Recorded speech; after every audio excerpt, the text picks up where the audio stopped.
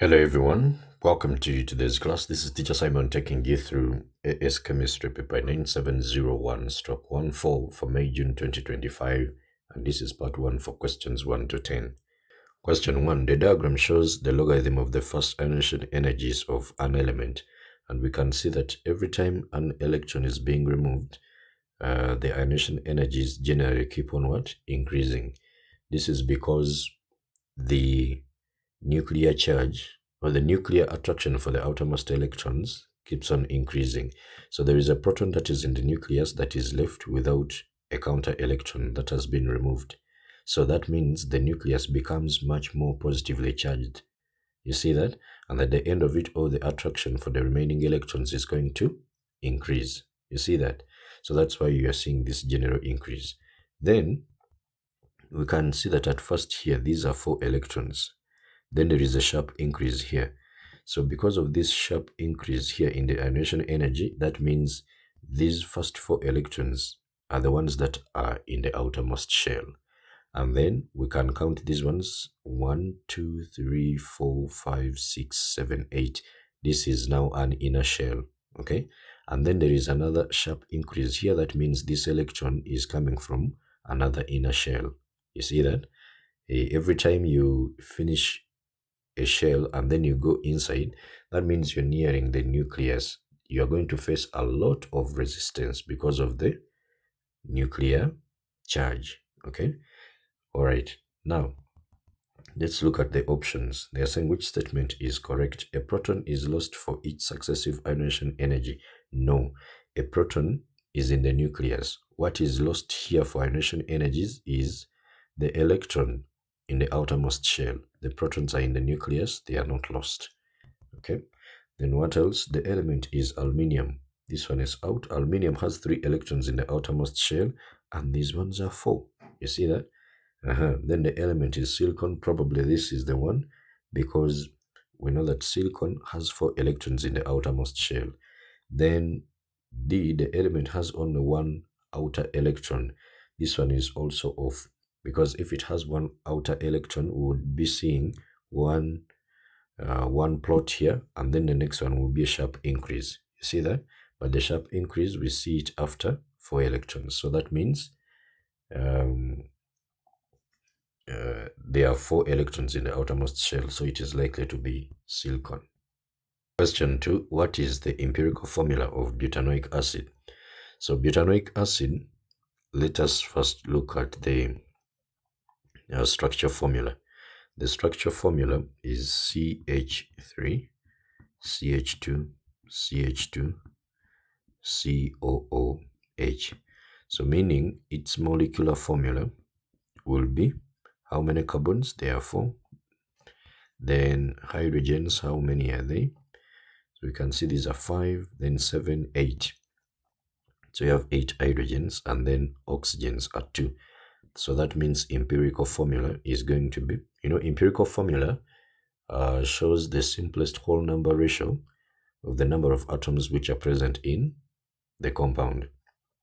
But then the molecular formula, it shows the exact number of atoms, okay, of elements that are present in the molecule. So we can divide all through by 2. That means we can get a 2 here, and then here a 4, and then here we have a 1, but we don't usually write that 1. So when you check here, the answer of course has to be what? A. Then question 3.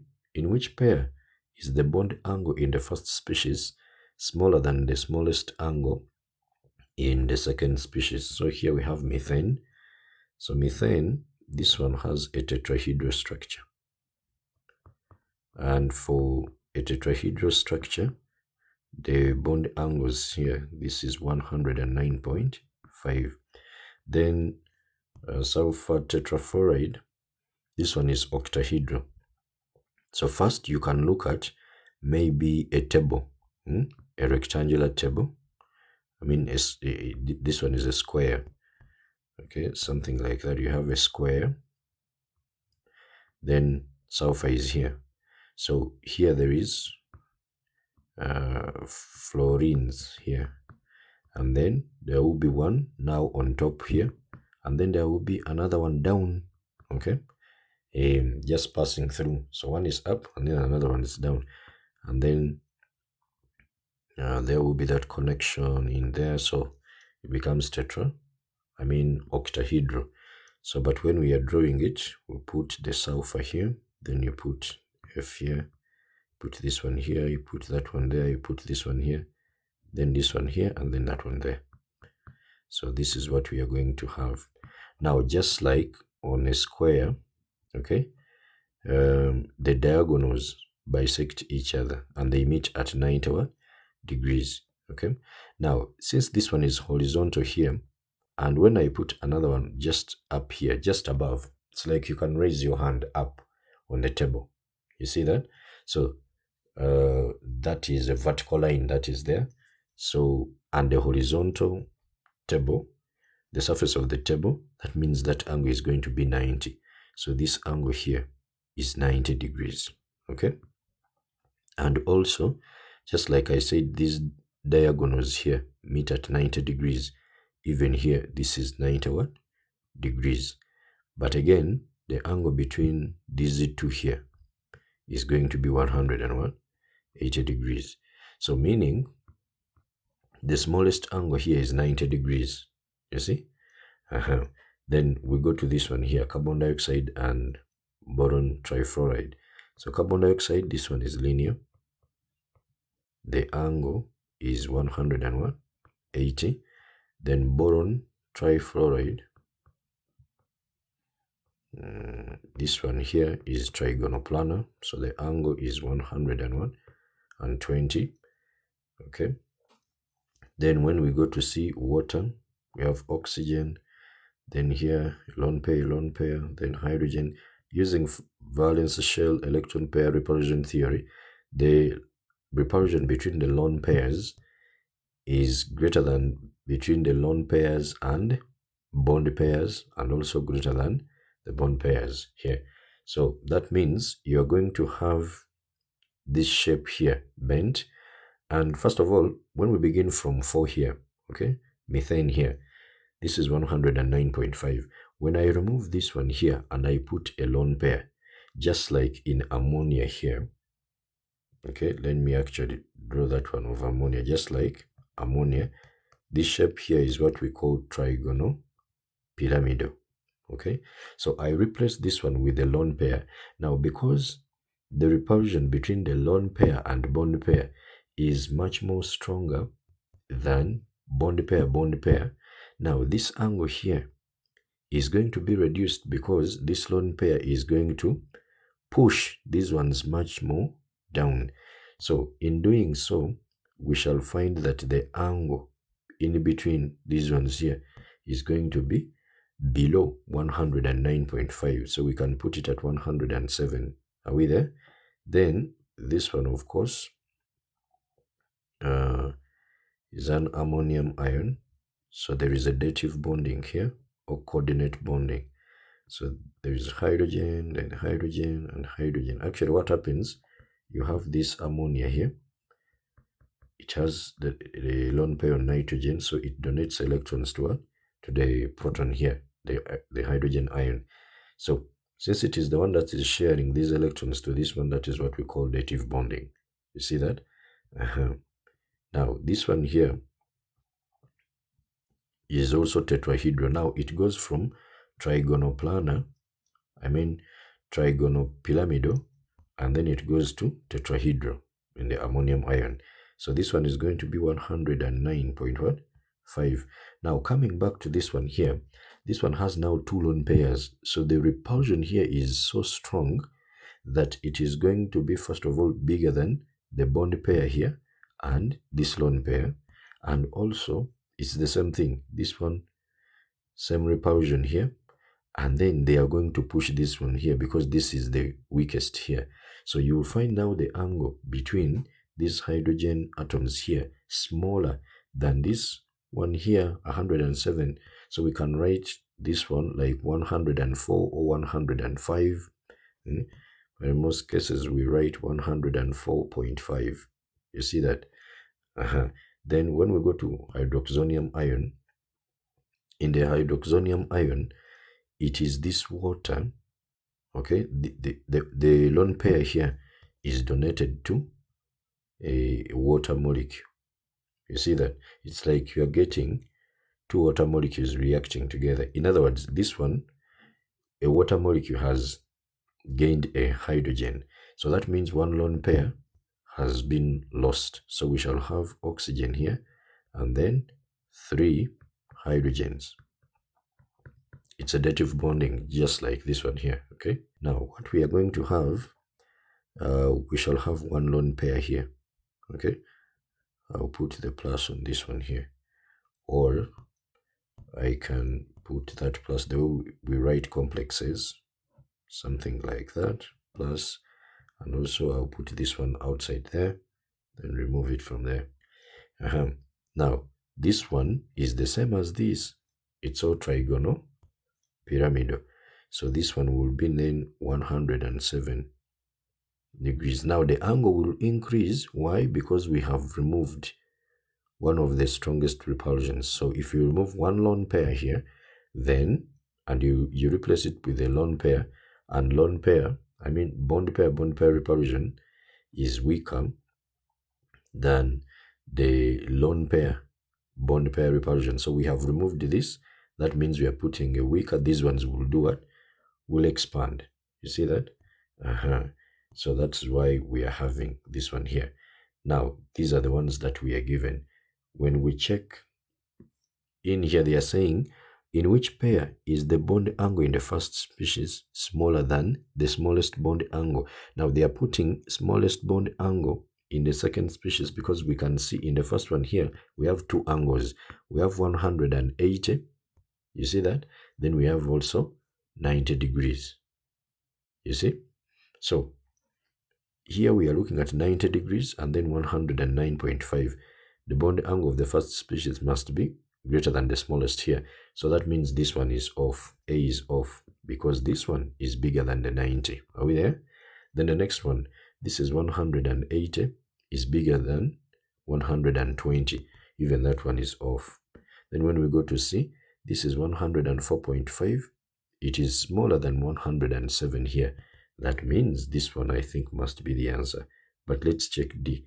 This is 109.5, which is bigger than 107.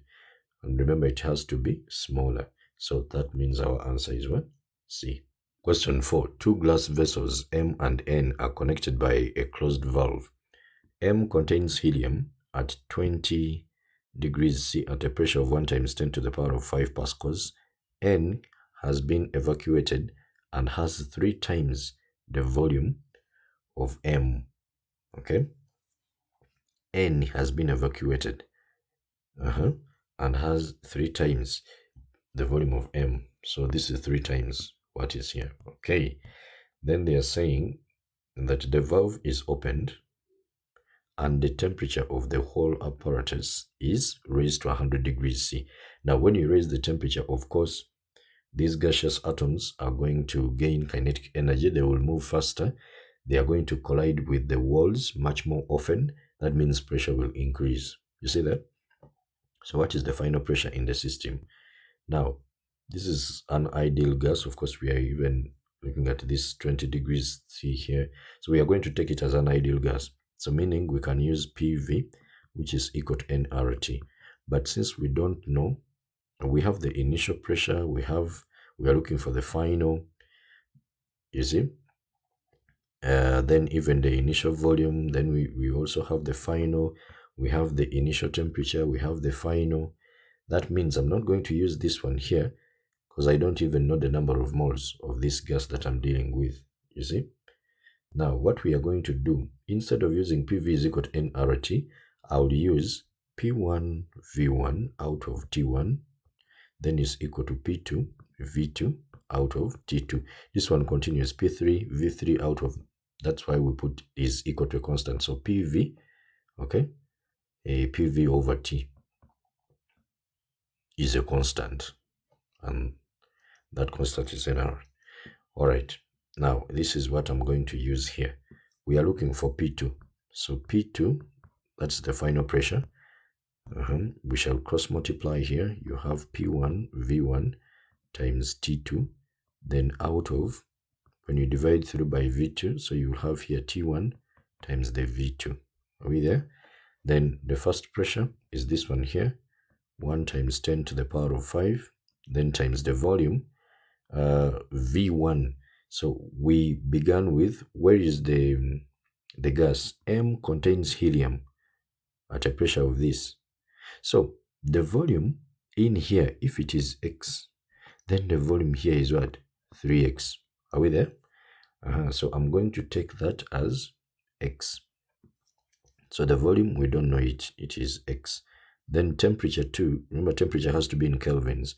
So it is 100 degrees C. We shall have that 100. We add 273 to convert it to kelvins. Then we shall divide by temperature 1. We began with the 20 degrees C. So we shall have 20, then plus the 273, and then times V2. Now the new volume, it is going to be, when you remove this tab here, when you open it, then this one is going to add up, because the gas now will be moving from this way, then it comes to this other side, everywhere. So now the total volume is going to be X, then plus the 3X, which is what? 4X. Are we there? Now automatically this X is going to cancel this one here. Now when we put this in the calculator, what do we get? We have 10, then to the power of 5, that's 100,000. Then times, we have 100, you add 273. And then down, we have 4, then times 20 plus 273. We get 31825, then 0.93857. Now, when we look at our answers here, they are given in standard form. So I can move 1, 2, 3, 4. And for the standard form, you must have one significant figure. Okay. Then on the left of the decimal point. So we shall have 3.18 and the rest of these, but I can maybe just stop there to 3 significant figures. Okay. 3.18, then times 10 to the power of 4. Because I've moved the 4. 1, 2, 3, 4. I've moved 4 places. These are pascals. That is that. And when we look at what we are having here, our answer has to be A. Question 5. Solid sulfur consists of molecules made up of 8 atoms covalently bonded together. Actually, the structure of this sulfur is like this. It's like a W. Something like that. So you have a sulfur here, a sulfur, sulfur, sulfur. Those are how many? 1, 2, 3, 4, 5, 6, 7, then 8. It is SH. Okay. The bonding in sulfur dioxide is this one here. But it is not linear because there is a lone pair here. So it is a bit bent. Okay. Then enthalpy change of combustion of S8 is this one here. Energy required to break 1 mole of S8 into gaseous atoms is this one here. Okay, so that is,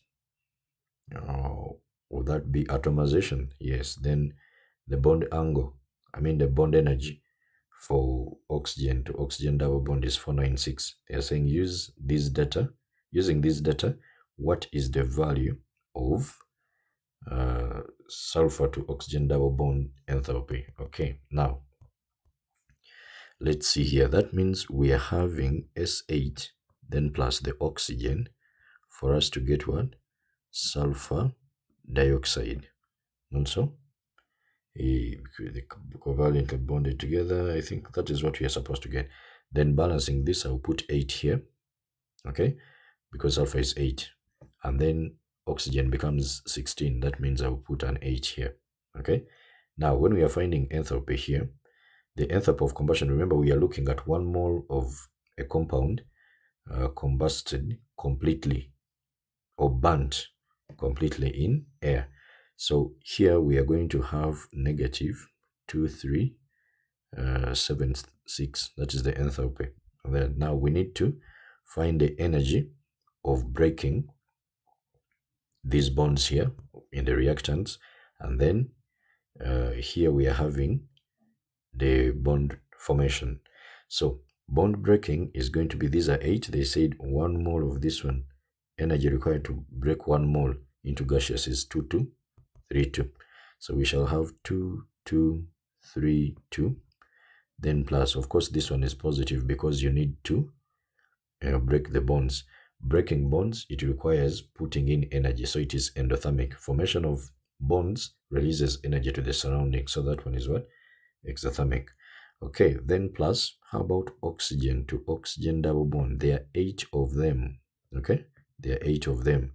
Now, oxygen to oxygen double bond, the energy breaking that one is 496.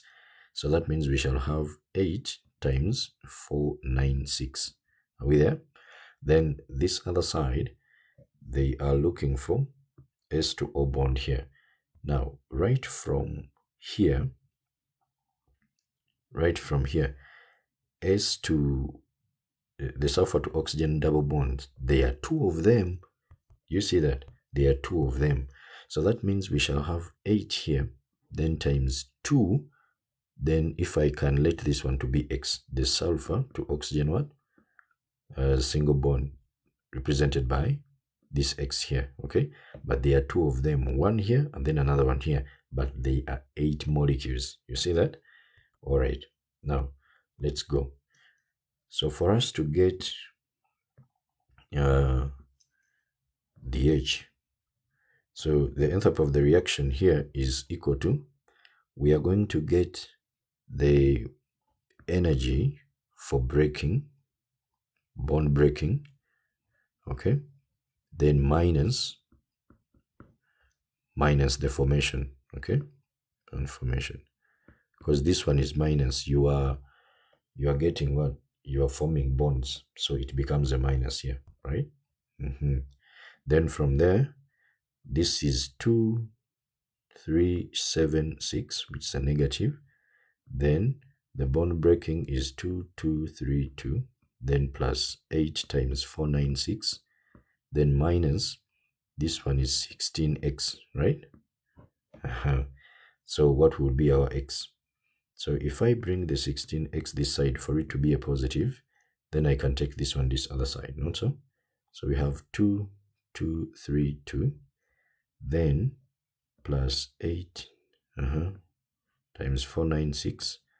Then plus 2, 3, 7, 6. You see? And then after that, we are going to divide all through by 16, not so?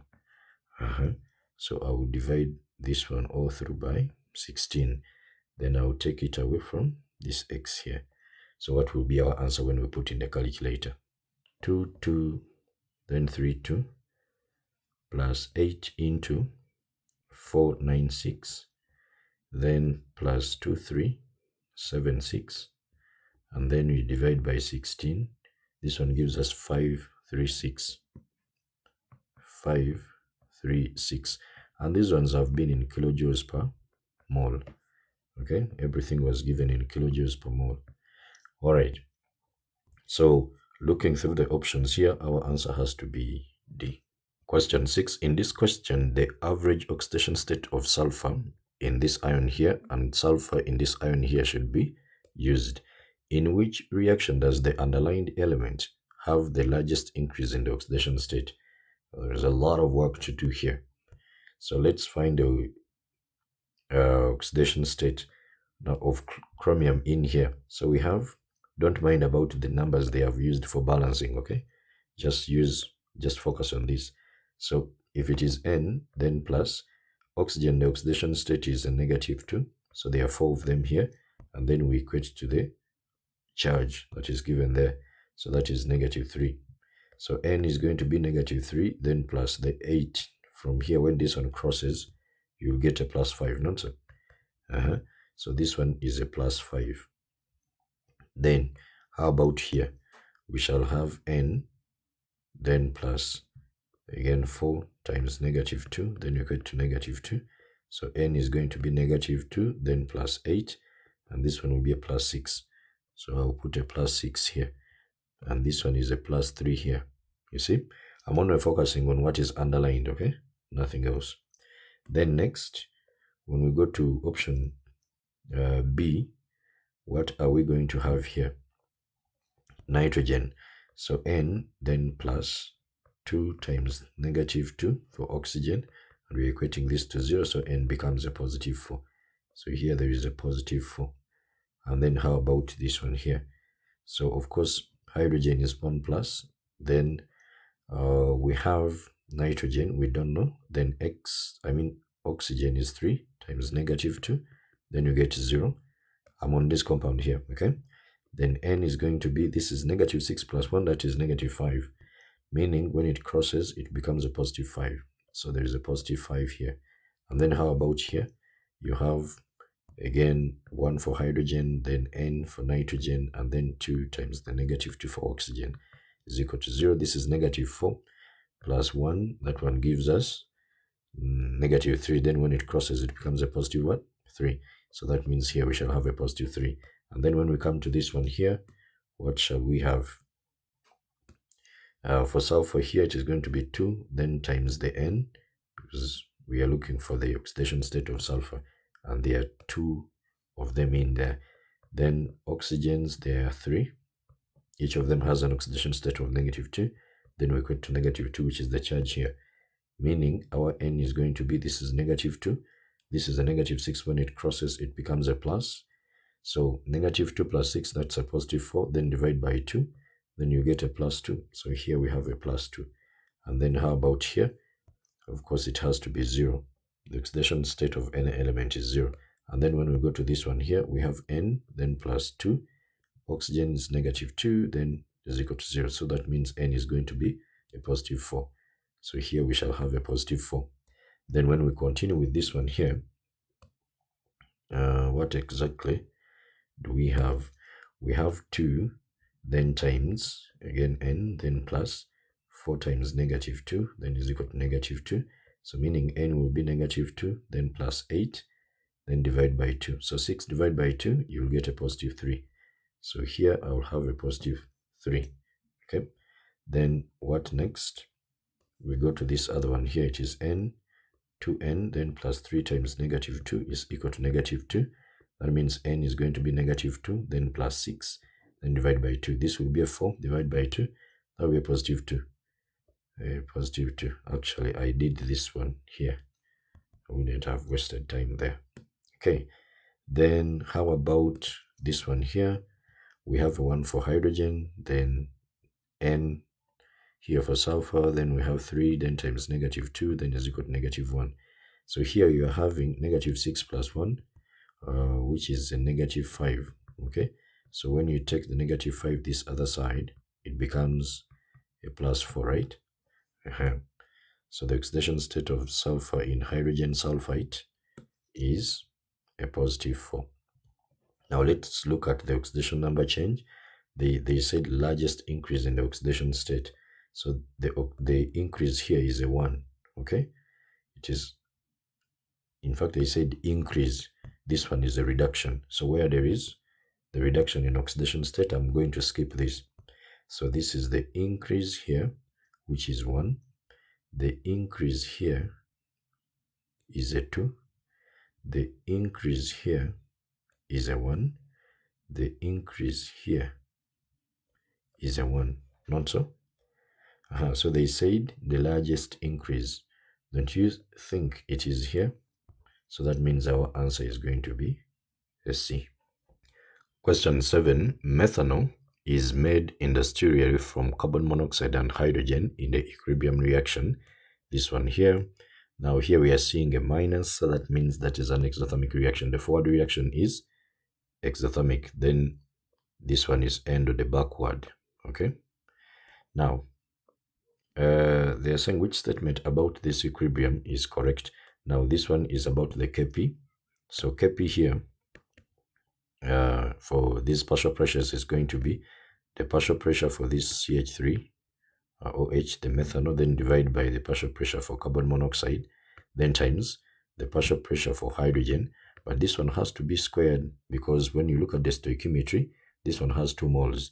but here it is not squared, so meaning this one has to be off. Then B, an increase in pressure increases the equilibrium yield of methanol. We know that pressure, you are going to talk about pressures if what you are having in here are gaseous what? Molecules. Okay? Even the Kp, when we are using partial pressures, that is when we are dealing with gases. Now, pressure is inversely proportional to volume, and volume is directly proportional to the number of moles. The more the number of moles of the gases, the more you are going to get the volume. Yes, the volume is going to increase, and in the end, you are going to have many more that are going to even bombard on the walls of the container. But focusing on this one here, we can see the total number of moles this way is 3, and then here it is 1. You see? So when you increase the pressure, volume has to reduce. Are we there?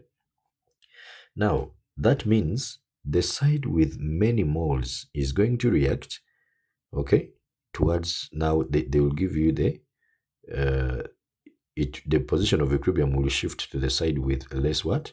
Moles. You see that? It's like you are in a class, you are compacted, you are very many, and then they happen to put an opening somewhere.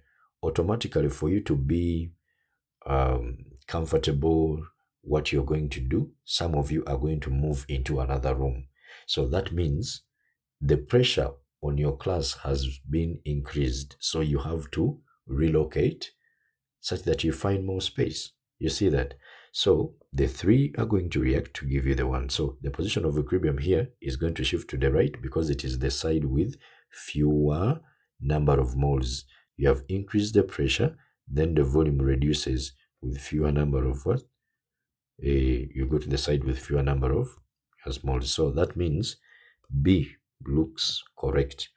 If we look at C, an increase in the temperature increases the equilibrium yield. When you increase the temperature, you are actually favoring the endothermic part. The endothermic side, this is endo.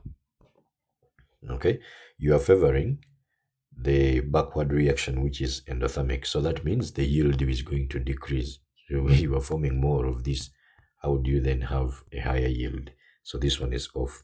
And then the addition of an effective catalyst increases the equilibrium yield. A catalyst just increases the rate of a chemical reaction. Equilibrium will be attained very fast, okay? But it never increases the yield because the exothermic reaction and the endothermic reaction, they are all taking place simultaneously, and equilibrium is reached very fast.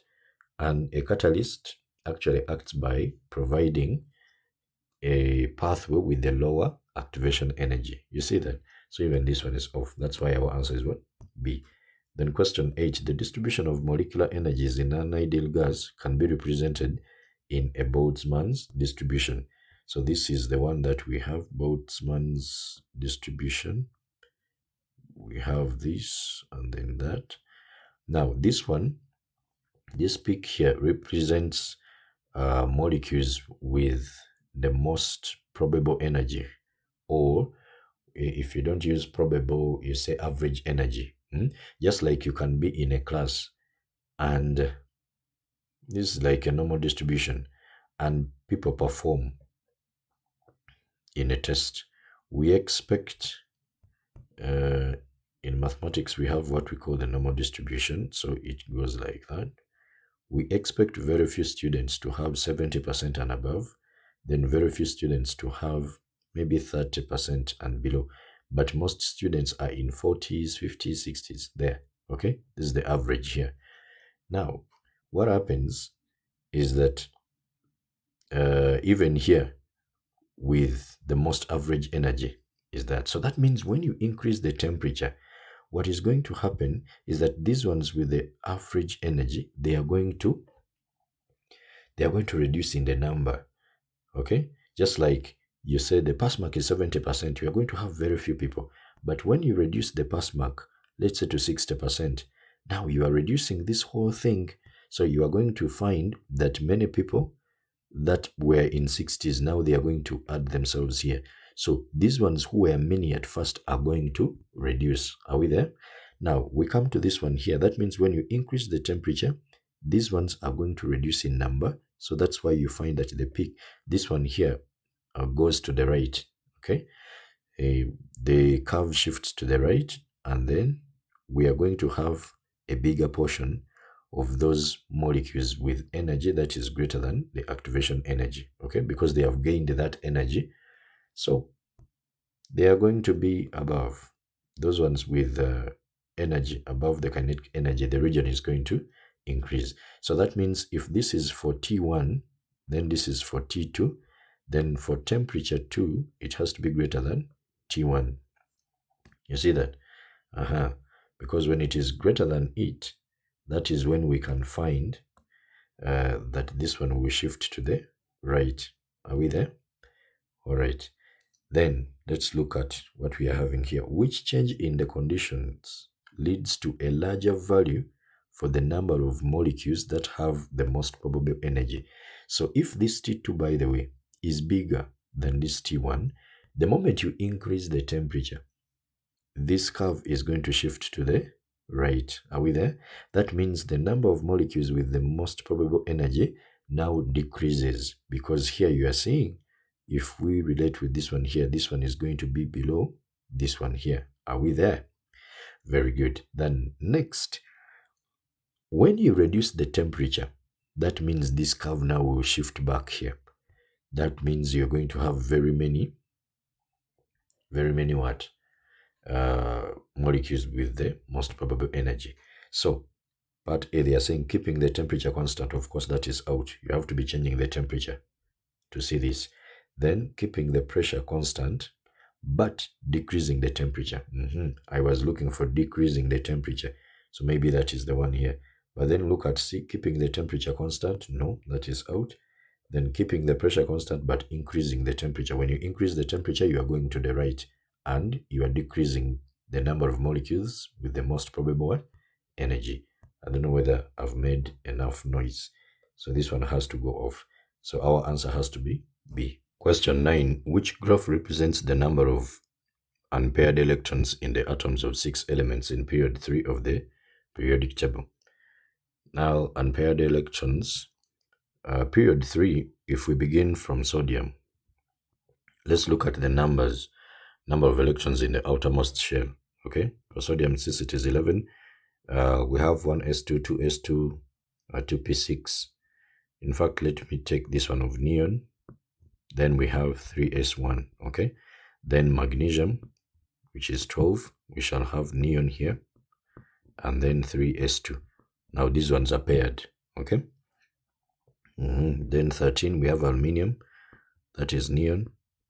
Then we have 3s2, then 3p1. Then the next one is going to be what? The next one is 14, which is silicon, that is neon, then 3s2, 3p2. Now these two electrons in P, they are in different orbitals of P. One is here, another one is there. You see that? Then next we have 15, neon, and this is for phosphorus. So 3s2, then 3p3, then sulfur, 16, that is 3s2, 3p, now 4. That means one of them in the P has gotten 4. Has gotten a 2. The 2 are paired in here. Okay. Then next, we pair now another one for 17, which is what? Which is chlorine. So we have neon, then 3s2, 3p5, and then argon, which is what? 18. So you have the neon here, and then 3s2, 3p6. All of these ones are paired. 2 orbitals in P are paired. 1 orbital in P is paired. Now here there is no pairing. No pairing here. No pairing here. Okay. What else do we have? Let me just take this one here and then add on the neon. So they said which graph represents the number of unpaired electrons in the atoms of these ones here. So when you look at the first one, from 13, number of unpaired electrons are smaller. Then when you go to 14 in silicon, they increase, and those are 2. Then 15, then those are 3. Then number of unpaired electrons when you go to silicon, okay, which is 16, it's not bigger, because here you are now having 2 that are unpaired. You have this, you have this, you have these ones are 4. Yes, it is like that. Then here we have like that. We have 2 that are paired, I mean non-paired. And then here we have all of them paired. So like that. So here we have 0. Then here we have 1. You see that? Then here we have 2. Okay. Now for 17 here, so that means this one is off, because here they are saying it is increasing. The number of electrons that are paired is increasing, and yet we can see that in 16 here there are 2, but we are from this one here where there are 3 which are unpaired. You see that? I'm looking at the p orbital because the s is already paired. Okay, so this one automatically has to be off. A has to be off. Then let's go to B. The ones which are unpaired, there are very many here. They are saying for 13, that is aluminium. Okay, remember aluminium here, it has 1. Then for silicon, there are 2. Already 2 is greater than 1, so you cannot say that it is below. You see that? So even this one is off. I won't even continue. So this one here is also off. Let's go to C here. Aluminium, it is this one here. 1 is unpaired in this P. Then silicon, it is 2 here. That is an increase. Even this one is an increase on the 15. And then here they are saying it is constant. But when you go to 16, we are having 2 that are unpaired. These ones are 3, these ones are 2. So it is reducing. You see that? So even this one has to be off. That means our answer has to be D. You see? Why is it D? Just like I've explained up to here. Then you look at this, you go to 16. 16 now there are 2. So from the 3 here, then you go to the 2 that are unpaired. So it is reducing on the 16. Then on the 17 it is 1. It is also reducing. Then on 18, no electron which is unpaired. It is 0. So indeed the answer has to be what? A D. Question 10, a 69.0 gram sample. Question 10, a 69.0 gram sample of nitrogen dioxide is placed in a reaction vessel. The initial pressure of the nitrogen dioxide is P. An effective catalyst is then added and the nitrogen dioxide begins to decompose into its elements. And they are saying after 10 minutes, the total pressure is 1.1 P. What is the mass of oxygen molecules in the reaction vessel after 10 minutes? So we need to find the moles of oxygen. Then after that, we multiply by the molecular mass. Now, when we start, first of all, you have nitrogen dioxide here, which can decompose. I can say this is an equilibrium reaction, which can decompose into its elements. So we have nitrogen here, and then what? Oxygen. Not so? Those are its elements they are talking about here. Then to balance this, we shall have a 2. And then what else? Oxygen is now 4, so I'll put a 2 here. Now, we need to find the number of moles of nitrogen dioxide at the start. So number of moles of nitrogen monoxide initially. Okay, so this one is going to be 69 because they said a 69 gram sample of nitrogen dioxide. So we divide by, this will be 14 because nitrogen is 14, then 2 times 16, 2 times the 16.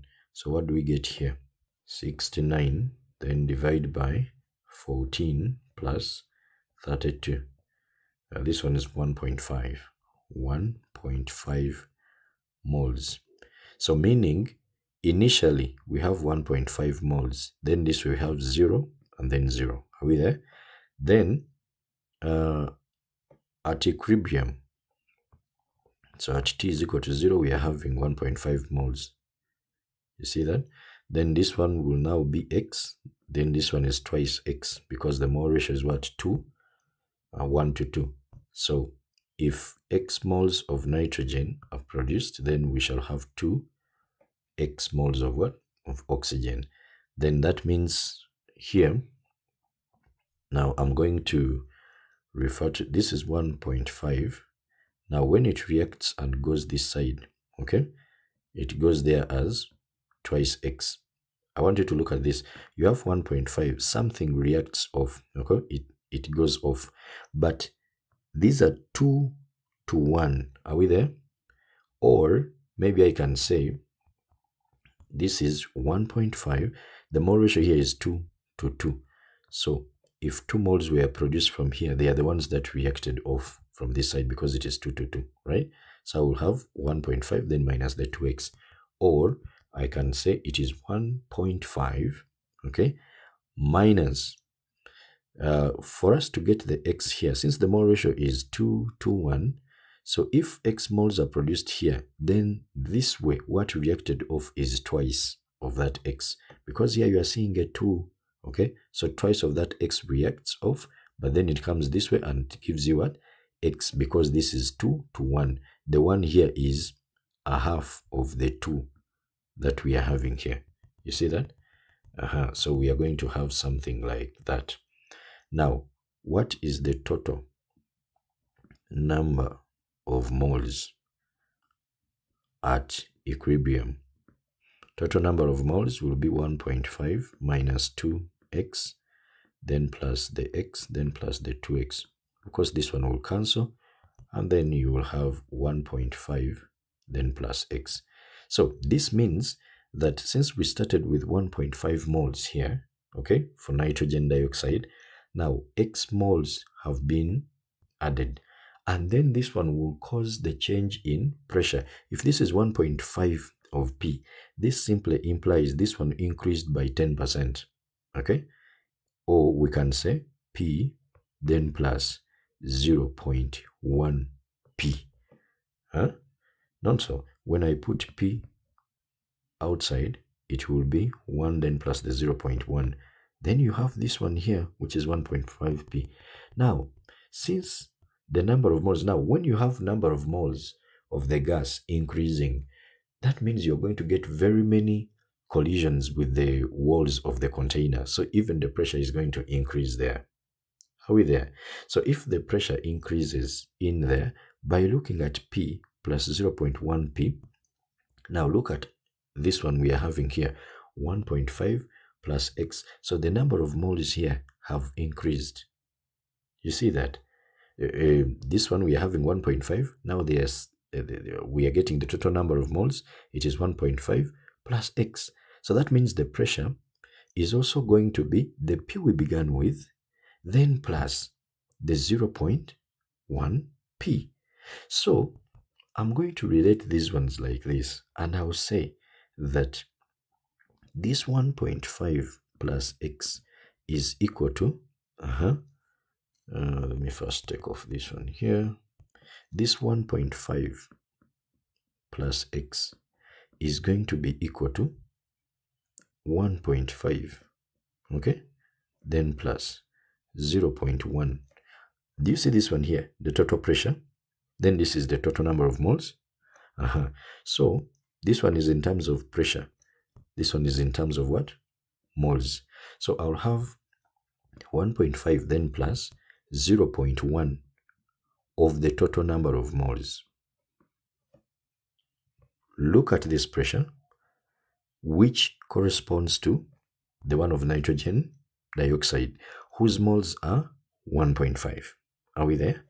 Then the 0.1 of P is the increase in the pressure based on the reactants that we have. I mean the products that we have gotten here. So the pressure increases because of the new moles that we have gotten, which is now X here. Now, when I relate the two, P plus 0.1 P, then I will have, if it is in terms of moles, I will have 1.5, then plus 0.1 times 1.5. Are we there? So this simply implies that my X here is going to be equal to 0.1 times 1.5. You see? Now, looking at what we are having here, we are having 2 moles of oxygen. So I will multiply this one by 2. So that means moles of oxygen, it will be 2, then times the 0.1 times the 1.5. You see that?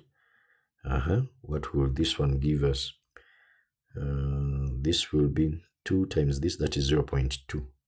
Then times 1.5, that will be 0.3. Yes, I think. Okay, 2 times 1.5, that will be 3. Then times 0.1, that's 0.3. Then mass of oxygen will therefore be equal to what? Mass of oxygen is going to be equal to this number of moles, then times the molecular mass of oxygen is 2 times 16.